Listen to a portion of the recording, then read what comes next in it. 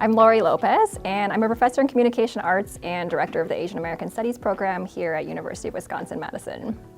Back in the 1960s and 1970s, Asian American faculty and staff and students were developing a political consciousness on campus. So they were coming together and forming community organizations, and it was really important for them to think about the Asian American experience as something that could be studied and taught. So this is very similar to African American studies and Chicano Latino studies and American Indian studies also. So around that time, there was also a lot of racism happening on campus. There were students of color who were being mocked and made fun of, and some really horrifying incidents that caught the attention of both Asian American students and faculty, but also other people of color around campus. So at that time, Asian Americans came together with other communities of color and said, if we work together, I think we can make a really big change here. So that was really the roots of Asian American studies on campus. There was actually an organization of Asian Pacific women who were the first group to really come together and say Asian American studies should become a program, and Peggy Choi was a really important founding member of that group. And when you later look at the history, there was a group called the Asian Coalition that eventually submitted the proposal for Asian American Studies.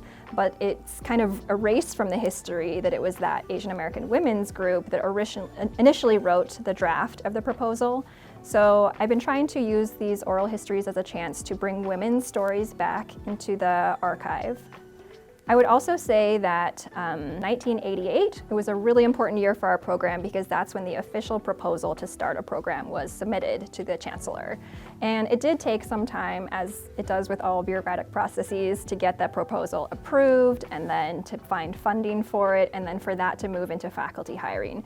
So it wasn't until 1991 that we hired our first director for the program, Amy Ling, and that was a really important time as well. But then you might also point to some later years when we had more faculty hiring or when we actually started the Asian American Studies certificate. So before the certificate, we had Asian American Studies faculty teaching courses about Asian Americans. But then there was really nothing to do past that point. So it was important to have a curriculum and say, if you take this many courses, then when you graduate, there's something on your transcript that says, I studied Asian American Studies.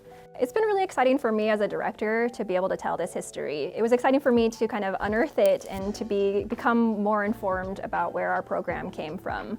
I think that the fact that I was surprised about some of these stories means that I think a lot of people will be surprised. So it's really exciting to be able to finally honor the histories of the activists and the scholars who put so much work into this program. And oftentimes, we couldn't even find photos of what was happening because those kinds of things were just lost, and those moments, those specific stories, they aren't necessarily being remembered. So I'm really excited that we can get this in writing, put it into the archive, and then I think that knowing that history will help us think through our values and our priorities, and just nodding to the fact that it was community engagement that got this off the ground is going to help us think through how can we engage the larger community outside of the university in the future also.